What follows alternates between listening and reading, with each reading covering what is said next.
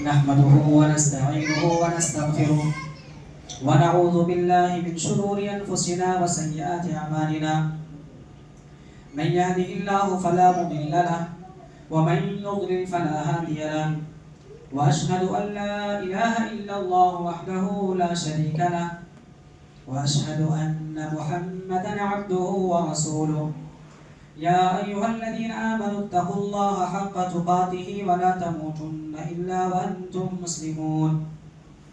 يا أيها الناس اتقوا ربكم الذي خلقكم من نفس واحدة وخلق منها زوجها وبث منهما رجالا كثيرا ونساء واتقوا الله الذي تساءلون به والأرحام إن الله كان عليكم رقيبا.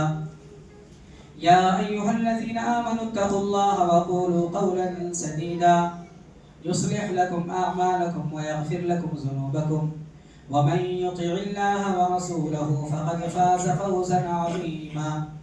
أما بعد فإن أصدق الكلام كلام الله وأحسن الهدى هدى محمد صلى الله عليه وسلم وشر الأمور محدثاتها وكل محدثة بدعة وكل بدعة ضلالة وكل ضلالة في النار. أعوذ بالله السميع العليم من الشيطان الرجيم. بسم الله الرحمن الرحيم. يوم نقول لجهنم هل امتلأت وتقول هل من مزيد وأزلفت الجنة للمتقين غير بعيد. هذا ما توعدون لكل يواب حفيظ من خشي الرحمن بالغيب وجاء بقلب منيب. ادخلوها بسلام ذلك يوم الخلود لهم ما يشاءون فيها ولدينا مزيد. وقال الله عز وجل في مقام آخر ومن يقتل مؤمنا متعمدا فجزاؤه جهنم خالدا فيها وغضب الله عليه ولعنه وأعد له عذابا عظيما. وقال النبي صلى الله تعالى عليه وسلم أول ما يقضى يوم القيامة بين الناس في الدماء. رواه البخاري ومسلم. رب اشرح لي صدري ويسر لي أمري واحلل عقدة من لساني يفقهوا قولي. سبحانك لا علم لنا إلا ما علمتنا إنك أنت العليم الحكيم. رب يسر ولا تعسر وتمم بالخير. اللهم رب زدني علما. بزرگان محترم، عزیزان ملت اسلامیہ، امت کے غیور نوجوانوں، پردہ نشین خواتین ملت اسلامیہ، دینی ملت اسلامی بھائیوں اور عزیز بچوں، ہر قسم کی تعریف، توصیف، حمد و ثنا، کبریائی و بڑائی، عظمت و بزرگی اور پاکیزگی صرف اور صرف اللہ رب العالمین کی لائق اور زیبا ہے، جس نے ہمیں آپ کو پوری کائنات کو وجود بخشا، رہنے سہنے جینے کے سلیقے اور دنیا کی زندگی گزارنے کے اسباب اور اس کے پورے طریقے منہج کو سکھانے کے لیے انبیاء کرام کا سلسلہ جو شروع کیا، اور سب سے آخر میں نبی آخر الزمان محمد عربی صلی اللہ علیہ وسلم کو بھیج کر مبعوث فرما کر قیامت تک آنے والے لوگوں کے لیے آپ صلی اللہ علیہ وسلم کی زندگی کو اسوہ اور نمونہ بنایا ہے۔ بعدہ تمام انبیاء کرام پر درود و سلام ہو، بالخصوص آخری نبی سید المرسلین امام الانبیاء خاتم النبیین محمد عربی صلی اللہ علیہ وسلم پر لاکھوں کروڑ درود و سلام نازل ہوں، جن کو اللہ سبحانہ وتعالیٰ نے ہادی، رہنما، قائد اور رہبر بنا کر اس دنیا کے اندر مبعوث فرمایا، جس کی شریعت کو آخری شریعت اور جس پر کتاب نازل جو ہوئی اس کو آخری کتاب، اور آپ کے اوپر نبوت اور رسالت کے خاتمے کا اعلان فرما دیا ہے۔ اللہم صلی وسلم مبارک علی عبدک و رسولک محمد۔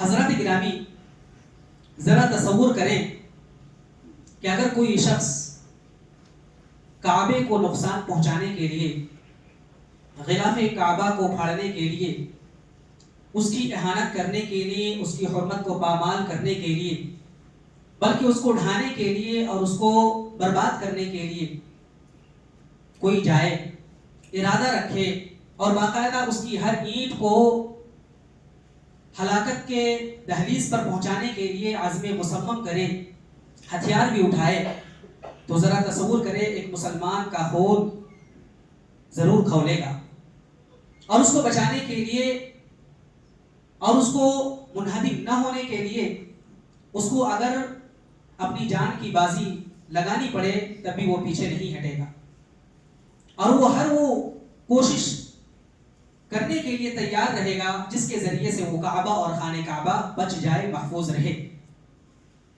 لہذا خانہ کعبہ کا انہدام، اس کی ہلاکت، اس کی بربادی، اس کو ڈھا دینا، یہ ایک مسلمان کے نزدیک قربت کو پامال کرنا ہے، اور یقیناً ہر مسلمان کا دل اس کے لیے کبھی بھی تیار نہیں ہوگا، بجائے اس کے کہ کوئی شخص خود سے خانہ کعبہ کو ڈھانے کی کوشش کرے یا نعوذ باللہ اس کا ارادہ بھی اپنے دل میں رکھے۔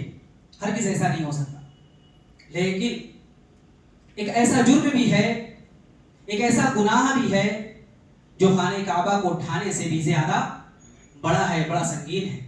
جی ہاں، وہ ہے کسی مومن کا، کسی مسلمان کا یا کسی انسان کا جان لے، کسی انسان کا قتل کرنا، کسی انسان کی جان لے لینا۔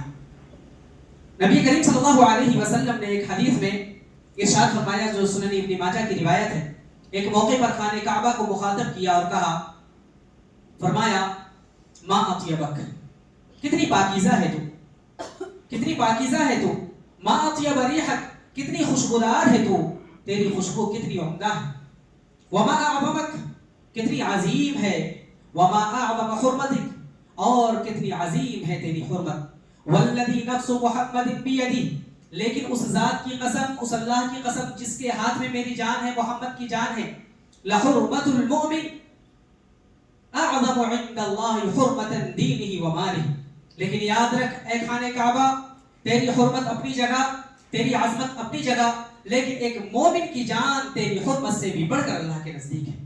سبحان اللہ، یہ اللہ کے نبی صلی اللہ علیہ وسلم کے کلمات، یہ نبی کریم صلی اللہ علیہ وسلم کا جملہ، یہ نبی کریم صلی اللہ علیہ وسلم کے الفاظ یہ بتا رہے ہیں کہ اگر کوئی شخص کعبے کے انہدام کی کوشش نہ کرے تو کسی مومن کو، کسی جاندار کو اور کسی انسان کو مارنے کا بھی قدم نہ اٹھائے۔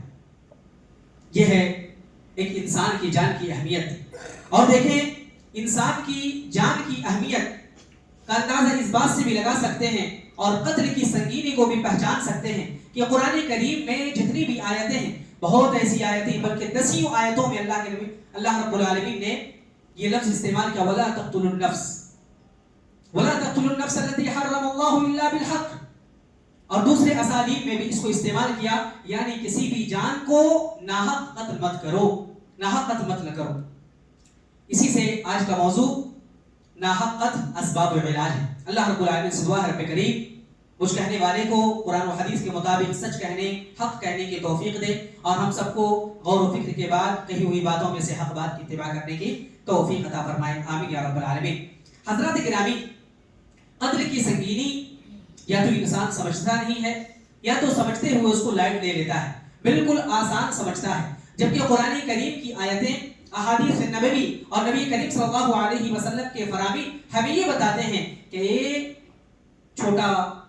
بہت چھوٹا یہ جرم نہیں ہے، چھوٹا موٹا یہ گناہ نہیں ہے، بلکہ اللہ سبحانہ و تعالیٰ نے ایسے ایسے مقامات پر اس کا ذکر کیا ہے کہ انسان دنگ رہ جاتا ہے اور عقل انسانی بالکل ششدر رہ جاتی ہے اور سوچنے پر مجبور ہو جاتی ہے اگر غور و فکر کریں۔ سورہ فرقان آیت نمبر 68 میں اللہ سبحانہ و تعالیٰ نے جہاں پر شرک کا تذکرہ کیا ہے اور مومنوں کی صفات بتلائی ہے، وَالَّذِينَ لَا يَدْعُونَ مَعَ اللَّهِ إِلَٰهًا آخَرَ، کہ ایسے لوگ جو مومن ہیں، اپنے ایمان کی حفاظت کرتے ہیں، شرک نہیں کرتے، اللہ کے ساتھ کسی بھی الہ کو، کسی بھی معبود کو نہیں پکارتے۔ وَالَّذِينَ لَا يَدْعُونَ مَعَ اللَّهِ إِلَٰهًا آخَرَ وَلَا يَقْتُلُونَ النَّفْسَ الَّتِي حَرَّمَ اللَّهُ إِلَّا بِالْحَقِّ، اور کسی بھی جان کو قتل نہیں کرتے، کسی بھی انسان کو مارتے نہیں ہیں ناحق، اور بھی پھر صفات بیان کی گئی۔ تو اس سے یہ سمجھے، نقطہ یہ ملتا ہے کہ اللہ سبحانہ وتعالیٰ نے شرک جیسے بڑے گناہ اور بڑے جرم جس کی معافی نہیں ہے، جس کی مغفرت نہیں ہے، اس کے ساتھ ہی قتل کو اور قتل ناحق کو اللہ سبحانہ وتعالیٰ نے ملایا ہے، تو اس سے اس کی خطرناکی اور اس کی سنگینی کا ہمیں اندازہ لگانا چاہیے۔ اسی طرح سے اللہ سبحانہ و تعالیٰ نے اللہ کے نبی صلی اللہ علیہ وسلم نے ایک حدیث میں جو صحیح بخاری اور مسلم کی روایت ہے، اللہ کے نبی صلی اللہ علیہ وسلم نے 7 گناہوں کا تذکرہ کیا ہے اور فرمایا اجتنبوا السبع الموبقات، اور بہت ہی مشہور حدیث ہے کہ 7 بڑے بڑے گناہ، 7 ہلاک کر دینے والے گناہ، 7 خطرناک اور برباد کرنے والے گناہ سے بچو۔ اس میں اللہ کے نبی صلی اللہ علیہ وسلم نے فرمایا الشرک باللہ والسحر، شرک ہے اور جادو ہے۔ اس کے بعد تیسرے نمبر پہ بیان کیا والقتل، وقتل النفس التي حرم الله الا بالحق۔ یہاں پر بھی دیکھیں اللہ کے نبی صلی اللہ علیہ وسلم نے بیان کیا ہے کہ شرک کو، اس کے بعد جادو، اور جادو بھی اتنا سنگین جرم ہے کہ جادو کرنے والے اور کرنے والیوں کو اگر اسلامی حکومت ہو قتل کرنے کا حکم ہے۔ اتنے بڑے بڑے گناہوں کے ساتھ اللہ کے نبی صلی اللہ علیہ وسلم ذکر فرما رہے ہیں کس کا؟ قتل ناحق کا، کسی انسان کے قتل کرنے کا اتنا بڑا جرم ہے۔ اسی طرح سے اس کی سنگینی کا علم اس سے بھی ہوتا ہے کہ دنیا کے اندر اور ایک انسان بڑے بڑے گناہ اور بڑے بڑے جرائم انجام دیتا ہے، ان کا ارتکاب کرتا ہے، لیکن کل قیامت کے دن اگر کسی کا سب سے پہلے حقوق العباد میں سے سب سے پہلے کسی کی پوچھ گچھ ہوگی اور کسی کے بارے میں دریافت کی جائے گی، کسی گناہ کی گرفت ہوگی، تو حضرت عبداللہ بن مسعود رضی اللہ عنہ کی روایت، راوی حدیث ہے صحیح بخاری اور مسلم کی روایت، اللہ کے نبی صلی اللہ علیہ وسلم فرماتے ہیں اول ما یقضى بین الناس یوم القیامہ فی الدماء، کہ سب سے پہلے خون کے متعلق سوال کیا جائے گا۔ ذرا تصور کیجئے کہ قیامت کا میدان ہوگا جہاں پر ایک طرف چوری کرنے والے ہوں گے، ایک طرف زنا کرنے والے ہوں گے، ایک طرف ڈکیتی کرنے والے ہوں گے اور بڑے بڑے جرائم انجام دینے والے وہاں پر ہوں گے، لیکن اگر حقوق العباد میں سے سب سے پہلے کسی کی پوچھ گچھ ہوگی تو اللہ کے نبی صلی اللہ علیہ وسلم فرماتے ہیں سب سے پہلے ناحق قتل کرنے والے کو بلایا جائے گا اور اس کے بارے میں حساب و کتاب ہوگا، اس کے بارے میں حساب و کتاب ہوگا۔ اسی طرح سے قرآن کریم کی آیتوں پر اگر غور کریں تو اللہ سبحانہ و تعالیٰ نے فرمایا ہے من قتل نفسا بغیر نفس او فساد فی الارض فکأنما قتل الناس جميعا، فکأنما قتل الناس جميعا، سورہ مائدہ کی آیت نمبر 32 ہے، جس میں اللہ رب العالمین نے فرمایا کہ کوئی شخص ایک کو قتل کر دیتا، ایک جان، من قتل نفسا، اور یہاں پر مومن کی مسلمان کی کوئی قید نہیں ہے، پر ایک نفس کو اگر وہ قتل کرتا ہے گویا کہ ساری انسانیت کو وہ قاتل ہے۔ من قتل نفسا بغیر نفس او فساد فی الارض فکأنما قتل الناس جميعا، ساری انسانوں کو گویا کہ قتل کر دیا۔ تو انسان قتل کرنے والا یہ سوچے کہ کس کو قتل کر رہا ہے، پوری انسانیت کا وہ قاتل ہے، پورے انسان کو گویا کہ ایک لائن میں اور ایک گولی سے وہ قتل کرنے والا ہے، گویا کہ ایک چاقو اور ایک تلوار کے ذریعے سے پورے انسانوں کا وہ قاتل بن جاتا ہے۔ ومن احیاها فکأنما احیا الناس جميعا، اور اگر کوئی کسی کی زندگی بچاتا ہے، کسی کو زندگی دیتا ہے تو اللہ سبحانہ و تعالیٰ نے فرمایا سارے انسانوں کی زندگی کا وہ محافظ ہے۔ سبحان اللہ۔ تو یہ اللہ کے نبی اللہ رب العالمین نے یہ قتل کی سنگینی کو بتایا ہے۔ اسی طرح سے اللہ کے نبی صلی اللہ علیہ وسلم فرماتے ہیں کہ اللہ رب العالمین کے نزدیک ساری دنیا ہلاکت اور بربادی کی تحریض پر ہو اور گڑھے میں گر جائے، ساری دنیا برباد ہو جائے، اس کے مقابل میں اگر کسی کی جان بچ جاتی ہے تو گویا کہ ساری دنیا کی کوئی حقیقت، کوئی اہمیت نہیں۔ اللہ کے نبی صلی اللہ علیہ وسلم نے فرمایا لزوال الدنیا اہون عند اللہ من قتل رجل مسلم، کہ اگر کوئی شخص پوری دنیا برباد کر رہا ہے اس کے مقابل میں اگر کسی ایک جان کو بھی قتل کرتا ہے تو گویا کہ اس اللہ رب العالمین کے نزدیک ایک جان کو قتل کرنے والا یہ زیادہ بڑا مجرم ہے، زیادہ بڑا گناہگار ہے، زیادہ بڑا گناہگار ہے۔ اسی طرح سے قرآن کریم کی اور بھی آیتیں ہیں جو ہمیں بتلاتی ہیں کہ کس طرح سے سنگین جرم ہے، کس طرح سے یہ سنگین جرم ہے۔ مثال کے طور پر سورہ، اگر ہم آیت نمبر سورہ کی آیت نمبر 93 لیں تو اس میں اللہ سبحانہ و تعالیٰ نے ایک چھوٹی سی آیت ہے وَمَن يَقْتُلْ مُؤْمِنًا مُتَعَمِّدًا فَجَزَاؤُهُ جَهَنَّمُ خَالِدًا فِيهَا وَغَضِبَ اللَّهُ عَلَيْهِ وَلَعَنَهُ وَأَعَدَّ لَهُ عَذَابًا عَظِيمًا۔ چھوٹی سی آیت، ایک مختصر سی آیت، لیکن اللہ سبحانہ و تعالیٰ نے جہاں شریعت میں سخت وعیدیں بیان کی گئی ہیں ان میں سے قتل کی سزا یا قتل کی سنگینی کو اس آیت میں بہتر طریقے سے بتایا گیا ہے۔ ایک جرم لیکن اس کی سزا 5 بتائی گئی ہے۔ سبحان اللہ۔ اگر صرف اس آیت کی تشریح کی جائے تو ایک خطبہ، اور بلکہ مفسرین کے اقوال ذکر کیے جائیں تو ایک خطبہ کم پڑ جاتا ہے، اور اس کی شرح الحمدللہ فجر کی نماز میں جو درس ہوتا ہے تفسیر کا درس، اس میں اس کی اچھے سے تشریح کی گئی تھی۔ تو یہاں پر دیکھیں اللہ سبحانہ و تعالیٰ نے صرف ترجمے سے میں کام لیتا ہوں، اللہ سبحانہ و تعالیٰ نے فرمایا وَمَن يَقْتُلْ مُؤْمِنًا مُتَعَمِّدًا فَجَزَاؤُهُ جَهَنَّمُ، اگر کوئی کسی مسلمان کا، کسی مومن کا، ایمان والے کا قتل کرتا ہے وہ بھی متعمدًا جان بوجھ کر، تو اللہ سبحانہ و تعالیٰ نے کیا فرمایا فَجَزَاؤُهُ جَهَنَّمُ، سب سے پہلی سزا یہ ہے کہ جہنم میں ڈالا جائے گا۔ سبحان اللہ، سب سے پہلے جہنم، یہ نہیں کہ حساب و کتاب ہوگا اس کے بعد یہ ہوگا وہ ہوگا، یہ بیان نہیں کیا، یہ سنگینی کو بتانے کے لیے، ورنہ حساب تو سب کا ہوگا، لیکن فرمایا فجزاؤہ جہنم، دوسری سزا خالدن فیہا، ہمیشہ ہمیشہ رہنے کی۔ بہت کم گناہوں کے سلسلے میں یہ لفظ آیا ہے جو اس آیت کریمہ میں بیان کیا، قتل ناحق میں، خالدن فیہا، ہمیشہ ہمیشہ وہ رہے گا۔ وغضب اللہ علیہ، اور اللہ رب العالمین کا غضب نازل ہوگا، سبحان اللہ، یہودیوں پر اللہ کا غضب، اور ہم ہر سورہ فاتحہ میں، ہر آیت میں یا ہر رکعت میں پڑھتے ہیں غیر المغضوب علیہم ولا الضالین، اور ایک قتل کرنے والا گویا کہ اللہ کے غضب کو دعوت دیتا ہے، ولعنہ، اور تیسری چیز، اور اسی طرح سے چوتھی چیز ہے اللہ رب العالمین کی لعنت کو دعوت دیتا ہے، یعنی کہ اللہ کی رحمت اور اللہ کی برکتوں سے یہ اعلان کرتا ہے کہ میں دوری اختیار کرتا ہوں، وَأَعَدَّ لَهُ عَذَابًا عَظِيمًا، اور پانچویں چیز ہے اللہ سبحانہ و تعالیٰ نے بڑے عذاب اس کے لیے تیار کر رکھے ہیں۔ یہ سنگینی کو بتاتا ہے، یہ سنگینی کو بتاتا ہے کہ کس قدر قتل ناحق کتنا سنگین جرم ہے، کتنا بڑا گناہ ہے، جس کی وجہ سے اللہ سبحانہ و تعالیٰ دنیا میں بھی اور آخرت میں بھی اس کی سزا دیتا ہے، اور اللہ سبحانہ و تعالیٰ نے فرمایا بڑے عذاب تیار کر رکھا ہے، دنیا میں بھی عذاب سے وہ دوچار ہو سکتا ہے، آخرت میں عذاب تو اللہ نے رکھا ہی ہے، اگر جہنم میں وہ جائے گا اور یقیناً جائے گا اس سزا کی وجہ سے، اگر اس نے توبہ نہیں کی ہے تو اللہ سبحانہ و تعالیٰ نے فرمایا وہ ہمیشہ ہمیشہ رہے گا۔ البتہ ہمیشہ ہمیشہ کی تشریح مفسرین نے الگ طور پر کی ہے، لیکن سنگینی کو بتانے کے لیے اور قتل ناحق کی خطرناکی کو بتانے کے لیے یہ بہت ہی اہم آیت ہے۔ اسی طرح سے اگر ہم دیکھیں کہ قتل کیوں ہوتے ہیں، قتل کیوں کیے جاتے ہیں، اس کے اسباب بہت سارے ہو سکتے ہیں۔ کوئی بچپن سے یہ پیدائشی قاتل نہیں پیدا ہوتا، کوئی قاتل نہیں پیدا ہوتا، قتل کے ارادے کو لے کر وہ پیدا نہیں ہوتا، بلکہ ماحول، صحبت اور اسی طرح سے بہت سارے اسباب و وجوہات ہیں جو اسے قتل کرنے پر مجبور کر دیتے ہیں۔ سب سے پہلے ایسا نہیں کہ انسان نے اٹھایا ہتھیار اور قتل کر دیا، اس سے پہلے بھی کچھ وجوہات ہوتے ہیں، کچھ اسباب ہوتے ہیں، کچھ ایسی چیزیں ہوتی ہیں جو اسے ایموشنل کرتی ہیں اور وہ اقدام کرنے پر مجبور ہو جاتا ہے۔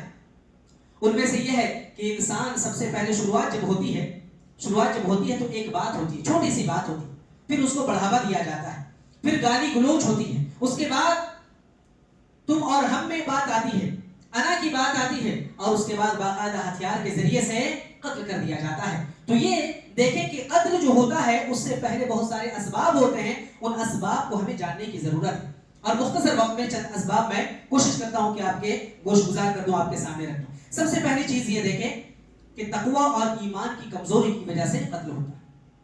تقویٰ اور ایمان کی کمزوری، ایمان نہیں ہوتا اس چیز پر کہ اللہ سبحانہ و تعالیٰ وہاں پر ہمیں ایسی سزاؤں سے دوچار کرے گا۔ اسی طرح سے اس بات پر ایمان نہیں ہوتا کہ اللہ سبحانہ اگر کسی نقصان کا سامنا کیا گیا ہے تو یہ ایمان نہیں ہوتا کہ تقدیر میں لکھا تھا، اگر کسی نے مال ہڑپ لیا، کسی نے زمین لے لی، یا کسی نے کسی کو نقصان پہنچا دیا، قدر اللہ وما شاء فعل، یہ زبان پر نہیں آتا، اور زبان پر اسی وقت نہیں آئے گا جب ایمان کمزور ہو۔ قابل اور حابیل کا حادثہ اور واقعہ قرآن کریم نے بہت ہی بہتر طریقے سے بیان کیا۔ اگر اس پر غور کریں تو حابیل نے کیا کہا تھا قابل سے، جب قابل نے ارادہ کیا کہ میں تمہیں قتل کر دوں گا، کہا لئن بسطت الی یدک لتقتلنی ما انا بباسط یدی لیقتلک انی اخاف اللہ رب العالمین، اگر تم مجھے قتل کرنا چاہتے ہو میں تمہاری طرف ہاتھ نہیں بڑھاؤں گا، لئن بسطت الی یدک لتقتلنی، اگر تم قتل کرنا چاہتے ہو ما انا بباسط یدی الیک لیقتلک، میں تمہیں قتل کرنے کے لیے ہاتھ نہیں بڑھا، انی اخاف اللہ رب العالمین۔ اس نے کہا تھا یہ ایمان کی مضبوطی ہے، ایمان ہے، اور اسی طرح سے تقویٰ کا یہ معیار ہے کہ انسان اللہ رب العالمین سے ڈرے۔ اگر تم قتل کرنا چاہتے ہو قتل کر دو، لیکن میں اس میں تمہارا شریک نہیں ہو سکتا۔ اس لیے اللہ کے نبی صلی اللہ علیہ وسلم نے ایک حدیث میں بیان فرمایا تھا کہ قاتل اور مقتول دونوں جہنم میں، جب دونوں ہتھیار لے کر چلے دونوں جہنم میں جائیں گے، تو صحابہ کرام نے عرض کیا اللہ کے رسول قاتل کا تو معلوم ہے لیکن مقتول کیوں؟ تو کہا یہ بھی اپنے بھائی کو قتل کرنے کا ارادہ رکھتا تھا۔ تو اس میں کیا ہے، حابیل نے کیا کیا، کہا کہ میں قتل نہیں کروں گا۔ یہ اگر ایمان مضبوط ہو، تقویٰ ہو، تو پھر انسان اس سے بچ سکتا ہے۔ اور ساتھ ہی ساتھ میں علاج بھی بتاتا جا رہا ہوں، یہ علاج یہی کہ تقویٰ اور ایمان کو مضبوط کرنے والے جو بھی اسباب ہو سکتے ہیں، جو بھی اعمال ہو سکتے ہیں، وہ انجام دینے کی کوشش کی جائے۔ اسی طرح سے ایک بڑا سبب ہے غصہ۔ بات شروع ہوتی ہے بات سے، اور باتوں میں ایسے الفاظ اور کلمات استعمال ہو جاتے ہیں جس سے غصہ انسان کو آ جاتا ہے، آواز بلند ہوتی ہے، پھر سے کیا کہا تم نے، ایسا کیوں کہا، پھر سے کہہ کے بتا، सामने आ, इस तरह की बातें हम कहते हैं। अगर हिम्मत है तो हाथ लगा के दिखा, अगर हिम्मत है तो फिर से कह के दिखा, अगर हिम्मत है तो हमारे घर के बाहर आ या मैं आता हूं। इस तरह की बातें जो होती हैं इससे गुस्सा बढ़ता है। तो ऐसे तमाम असबाब और ऐसे तमाम कलिमात से अपने आप को महफूज रखा जाए जो गुस्से को, सामने वाले गुस्से को भड़काए या इसी तरह से अपने गुस्से को बढ़ावा दे। और ऐसी बातों में देखते हैं कि कुछ लम्हे के बाद एक लाश पड़ी होती है जो शिकायत कर रही होती है और ये पछतावा होता है कि काश ये मराहिल न गुजर होते, ये असबाब न इख्तियार किए जाते। और इसीलिए सहाबे कराम, एक सहाबी रसूल ने अल्लाह के रसूल सल्लल्लाहु अलैहि वसल्लम से पूछा और कहा कि मुझे नसीहत कीजिए। तो अल्लाह के रसूल सल्लल्लाहु अलैहि वसल्लम ने क्या कहा था? ला तग़ज़ब, गुस्सा मत करो। फिर पूछा अल्लाह के रसूल नसीहत कीजिए, आप सल्लल्लाहु अलैहि वसल्लम ने फिर कहा ला तग़ज़ब। 3 मर्तबा दोहराते रहे। सहाबी कहते हैं कि मुझे उस वक्त तो इसका अंदाजा नहीं हुआ, लेकिन बाद में मैं सोचता था अल ग़ज़बु यजमउ शर्र कुल्लह, कि गुस्सा तमाम शर को अपने अंदर जमा कर लेता है, तमाम शर को अपने अंदर जमा कर लेता है। फिर कहने के बाद गोया कि इंसान को पछतावा होता है, करने के बाद पछतावा होता है। लिहाजा गुस्से पर कंट्रोल करना और कंट्रोल करने के जो असबाब हो सकते हैं वो अपनाने की कोशिश करनी चाहिए। और ये तमाम चीजें शरीयत में बयान की गई। अगर गुस्सा आ जाए, ठहरा हुआ तो बैठ जाए, बैठा हो तो लेट जाए, पानी पी ले, औज़ु बिल्लाह पढ़ ले, ये कहाँ करते हैं? अगर गुस्सा आए तो फौरन ये चीजें करनी चाहिए। और ऐसा नहीं कि जो गुस्सा में है उसी को करे, बल्कि आजू बाजू जो लोग हैं उनकी भी जिम्मेदारी बनती है कि वो ऐसा करे कि अगर उसने हथियार उठाए हुए तो हथियार ले ले, इसी तरह से बैठा दे, लेटा दे या पानी दे पिए, या उसके पास ला हौला वला कुव्वता इल्ला बिल्लाह, अस्तगफिरुल्लाह, या इसी तरह से औज़ु बिल्लाहि मिनश शैतानिर रजीम पढ़ने की तलकीन करे या खुद पढ़े। ताकि हम सिर्फ यही जानते हैं कि जब मुर्दा की रूह ना निकले, वो ज़ईफ हदीस की रिवायत के मुताबिक उसके पास सूरह यासीन पढ़ना शुरू कर, ये सब जानते हैं। लेकिन गुस्से को और इसी तरह से जो असबाब और इसी तरह से कत्ल के अंजाम और कत्ल की संगीनी, ये तमाम चीजें अंजाम दी जाती हैं, तो इन चीजों से हम बचते हैं। बल्कि करते क्या है, हाँ फलां में लड़ाई हो रही है, आ जाओ फलां को फोन करते हैं, ये देख लिया जाए। बल्कि अब तो मामला ये हो गया है कि फौरन मोबाइल निकल जाता है, क्या करने के लिए? ये करने के लिए वीडियो बनाता हूं। और उसका कत्ल होने से पहले समझिए, कत्ल होने के बाद फौरन बाद में लोग आते हैं, फौरन पहले वीडियोस अपलोड हो जाती है, शेयर हो जाती है, फॉरवर्ड हो जाती है। लिहाजा इन चीजों से बचना चाहिए। ऐसे में गोया के गुस्से को दबाने की कोशिश करना चाहिए, गुस्से को काबू में खुद भी करे इंसान और दूसरे भी कोशिश करें, वरना आग में घी डालने का काम न किया जाए। कम से कम शर को रोक नहीं सकता इंसान, शर को बढ़ावा देने की कोशिश न करे। वरना हमारे जो अल्फाज होते हैं, मार मैं देख लेता हूँ, इसी तरह से घर में जो लोग होते हैं, जो गार्जियन होते हैं, पेरेंट्स होते हैं, वो भी कहते हैं मार खा के ना आना, मार खाया उसके बाद हम देखेंगे। ये जो जुमले होते हैं गोया के हम एक दूसरे को बढ़ावा देते हैं, अपने बच्चों को बढ़ावा देते हैं, अपने दोस्तों को बढ़ावा देते हैं। इन चीजों से भी हमें बचने की कोशिश करनी चाहिए। इसी तरह से एक बड़ा सबब है गलतफहमी, बदगुमानी। किसी के ताल्लुक से कोई बात हुई, फौरन हम उसका हमारे ऊपर जो है वो नेगेटिव इंपैक्ट पड़ता है, पॉजिटिव इंपैक्ट लेने की कोशिश करें। जो भी बात हो, गलतफहमी और इसी तरह से गलत बयानियां हो, सबसे पहले उन्हें ये कोशिश करें कि अपने आप में सोचिए गलत है, ये बात गलत है, मेरे ताल्लुक से उसने नहीं कहा होगा। इसीलिए अल्लाह रब्बुल आलमीन ने फरमाया या अय्युहल्लज़ीना आमनू इन जाअकुम फासिकुम बिनबइन फतबय्यनु, अगर कोई तुम्हारे पास खबर लेकर आता है फासिक, तो सबसे पहले तहकीक कर लिया करो। तहकीक इलाज है। लिहाजा बदगुमानी की वजह से बहुत मर्तबा ऐसा होता है कि बदगुमानी की वजह से, गलतफहमी की वजह से कत्ल हो जाता। मैंने ये समझा था, फलां ने ये कहा था, मैंने ये सोचा था, और बाद में पछतावा होता है। लिहाजा इन चीज़ों से भी बचने की कोशिश करनी चाहिए। इसी तरह से एक बड़ा सबब है माल, जायदाद और इसी तरह से जमीन, प्रॉपर्टी वगैरह। इसमें भी क्या है, थोड़े से माल की वजह से, बल्कि परसों जो एक कत्ल हुआ 1 लाख रुपए की वजह से या 90,000 रुपए की वजह से, कर्ज लिया था इंसान ने, कर्ज देने के लिए वो राजी नहीं था या मोहलत मांग रहा था, बस कत्ल कर दिया गया। और ये भी बात देखें, पहले जब हथियार लेके इंसान जाता है तो क्या सोचता, डराऊंगा, धमकाऊंगा, राजी कराऊंगा। लेकिन शैतान जो होता है, कुरान में ये चीजें बयान है, शैतान क्या करता है। और इसी तरह से अल्लाह के नबी सल्लल्लाहु अलैहि वसल्लम ने भी इन चीजों पर रोक लगाने के लिए कहा, रोकथाम के लिए, यानी हथियार हाथ में मत लो, या इसी तरह से हथियार की ऐसी नुमाइश मत करो, यह हथियार अपने भाई को दिखाना गोया कि जुर्म है, बड़ा गुनाह। तो ये चीजें क्या होती हैं, इस तरह से इंसान माल के चक्कर में, जायदाद की शक्ल में, वरासत है, ये तमाम असबाब होते हैं जो कत्ल के ऊपर उभारते हैं। अब इन चीजों से क्या करना चाहिए, हमें करना ये चाहिए कि हम जो बातिल का माल है, बातिल तरीके से, गलत तरीके से कमाने के जो भी असबाब हो सकते हैं, جو بھی طریقے ہو سکتے ہیں ان چیزوں سے ہمیں بچنے کی کوشش کرنی چاہیے. اپنے آپ کو اگر اس نے لے لیا کوئی بات نہیں, ہم اللہ کے پاس نہیں, یہ چیز ہونی چاہیے, یہ چیز ہونی چاہیے. اگر ہم نے ناحق لیا, اگر 1 انچ بھی ہم نے زمین لی ہے تو یہ ہمارے اوپر وبال ہوگا, یہ سوچنا چاہیے. اگر اس نے لیا ہے کوئی بات نہیں, ہم یہاں نہیں تو وہاں لے لیں گے, اور اللہ رب العالمین وہاں سے پہلے انشاءاللہ زمین میں بھی دے گا. اس کا یقین ہونا چاہیے, اس پر توکل ہونا چاہیے. ان چیزوں کے ذریعے سے اس کو بھی ہم دور کر سکتے ہیں. اسی طرح سے مال کی محبت بھی کم کرنی چاہیے.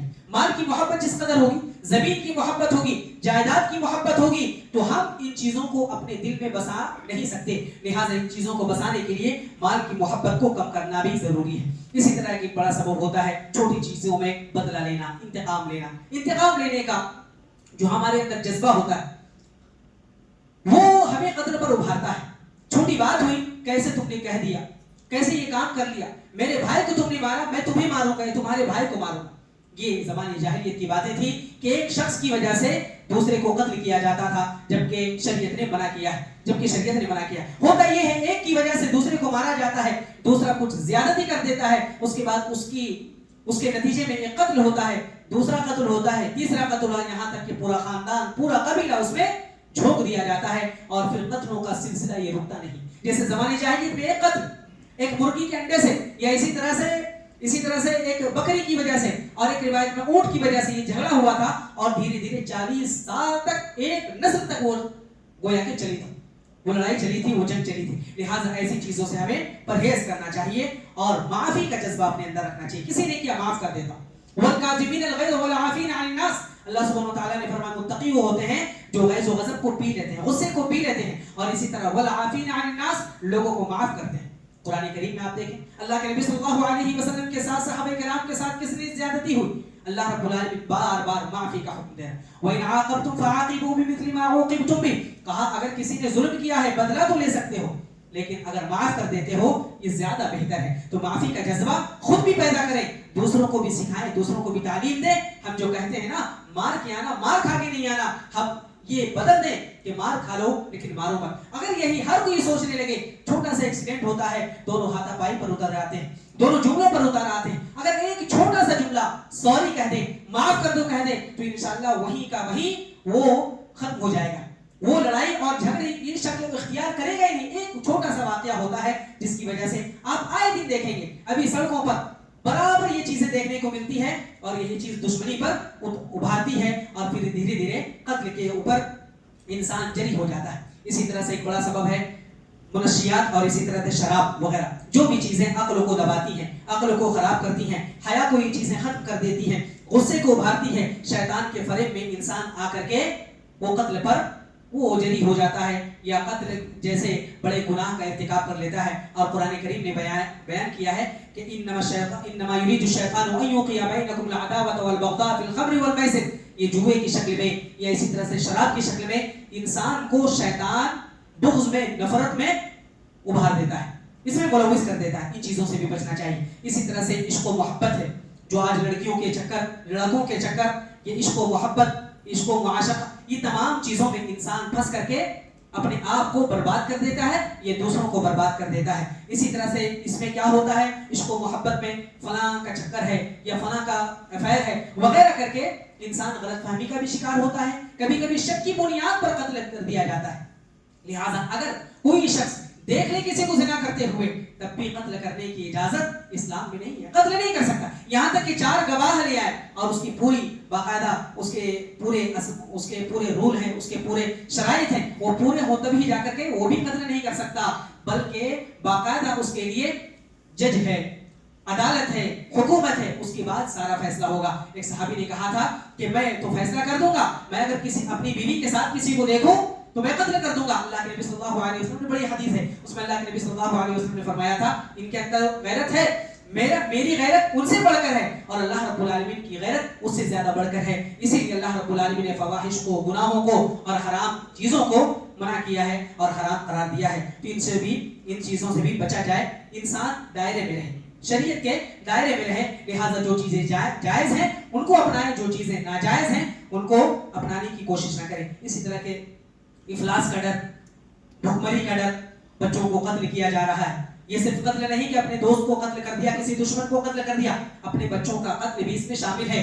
زمانے جاہلیت میں زندہ درگور کیا جاتا تھا، آج پیٹ میں ہی مار دیا جاتا ہے ابورشن کے ذریعے سے. اس کے پھر دلائل ہیں اور اس کے پھر بہت سارے شرائط ہیں کہ کب کیا جا سکتا ہے. وہ باقاعدہ کسی ڈاکٹر سے مل کر اور علماء سے مل کر تمام اصولوں و شرائط کو اپنا کر کے باقاعدہ اس کی اجازت ملتی ہے. لیکن اس اجازت کو لے کر کے آج لوگوں نے یہ کر دیا ہے کہ اگر لڑکی ہے تو مار دیتے ہیں، یا اسی طرح زیادہ بچے ہیں تو مار دیتے ہیں. یہ بھی قتل میں شمار ہوگا. لہٰذا اللہ سے ڈرنا چاہیے ان چیزوں میں. اسی طرح سے یہ صرف ایسا نہیں ہے کہ باقاعدہ چھری سے، چاقو سے، بندوق سے، تلوار سے اگر کسی کو قتل کیا جائے تو قتل ہوگا. کبھی کبھی سلو پوائزن اور سلو یہ مرڈر بھی ہے. وہ کیا ہے؟ وہ یہ ہے کہ انسان ملاوٹ کے ذریعے سے، جیسے دودھ میں، ملائی میں اور اسی طرح سے مسالوں میں، ابھی 25 ٹن غالباً وہ مسالے میں ملاوٹ کی گئی. وہ خبریں آپ لوگ کے پاس زیادہ ہوگی، مجھ سے زیادہ جانتے ہوں گے. اس سلسلے میں دیکھیں کتنی یہاں پر کہہ لیجیے کہ غیر ذمہ دارانہ باتیں ہوتی. ان تمام چیزوں میں مسالوں میں جو ملاوٹ ہے، اسی طرح سے اور چیزوں میں ملاوٹ کی جا رہی ہے. ان چیزوں کے ذریعے سے دوائیوں میں ملاوٹ، اسی طرح سے جو ڈاکٹر ہے نہیں پروفیشنل، وہ باقاعدہ آپریشن کر رہا ہے. ان تمام چیزوں سے بھی قتل کے جو وجوہ، باقاعدہ یہ ناحق قتل ہی ہے، شبہ قتل کم از کم کہہ سکتے ہیں. اسی طرح سے یہ بھی چیز ہے کہ ٹریفک وغیرہ کے رول توڑ دینا اور اسی طرح سے سگنل وغیرہ کو توڑ کر کے پار کرنا، یہ بھی قتل شبہ میں آتا ہے. شبہ قتل یعنی قتل کرنے کا ارادہ تو نہیں ہے، لیکن ایسا کام ہم کر رہے ہیں جس سے قتل ہونا یقینی ہے، یا کم از کم شک ہے، گمان ہے کہ قتل ہو جائے. ان چیزوں سے بھی بچنا چاہیے اور ان چیزوں پر بچوں کی بھی تربیت ہونی چاہیے. لہٰذا جب قتل کا ارادہ ہو یا اسی طرح سے شیطان دل میں ڈالے تو یہ آدمی یہ نہ سوچے کہ ایک آدمی کا قتل ہو رہا ہے، ایک آدمی کو میں قتل کر دے رہا ہوں، اس کو قتل کرنے سے پورا معاملہ ٹھیک ہو جائے گا. نہیں، ایک قتل انسان ایک مرتا ہے، لیکن ایک ماں کی گود سونی ہو جاتی ہے اور ایک بیوی بیوہ ہو جاتی ہے، بچے یتیم ہو جاتے ہیں، پورا خاندان بکھر جاتا ہے. ان چیزوں کو سامنے رکھ کر کے کوئی بھی ان چیزوں کے بارے میں سوچے. کوئی بھی قتل کی طرف اگر اقدام ہے تو توبہ کرے، اپنے آپ کو سمجھائیں. ایک انسان ہونے کے ناطے، ایک مسلمان ہونے کے ناطے ایسے اقدام سے ہمیں بچنا چاہیے. اور اس کے لیے جو علاج بتائے گئے ہیں، جو اسباب اور طریقے بتائے گئے ہیں، ان کو بھی اپنانے کی کوشش کرنی چاہیے. اللہ سبحانہ تعالیٰ سے دعا ہے رب کریم ہم تمام لوگوں کو قتل جیسے سنگین جرم اور اس کے علاوہ دوسرے جرائم سے، دوسرے گناہ سے بچنے کے جو اسباب و علل ہو سکتے ہیں، رب العالمین ہمیں اپنانے کی توفیق عطا فرما. دنیا میں جب تک دنیا میں زندہ رکھ، دین اسلام پر قائم رکھ. اے اللہ جو مقروض ہوں ان کے قرض کی ادائیگی کے اسباب پیدا فرما دے. اے اللہ جو غیر مطیع و فرما بردار ہیں، اے اللہ جو اولاد ان کو مطیع و فرما بردار بنا دے. رب العالمین جو بیمار ان کی بیماری کو دور فرما دے، شفا یابی عطا فرما. اے اللہ رب العالمین جب تک دنیا میں زندہ رکھ، دین اسلام پر، صحیح عقیدے پر، منہج سلف پر زندہ رکھ. اور جب ہمارا خاتمہ ہو، خاتمہ بالخیر سے عطا فرما. وآخر دعوانا الحمدللہ رب العالمین. بارک اللہ لی ولکم فی القرآن العظیم ونفعنی وإیاکم بما فیہ من الآیات والذکر الحکیم. انہ تعالی جواد کریم ملک بر رؤوف رحیم.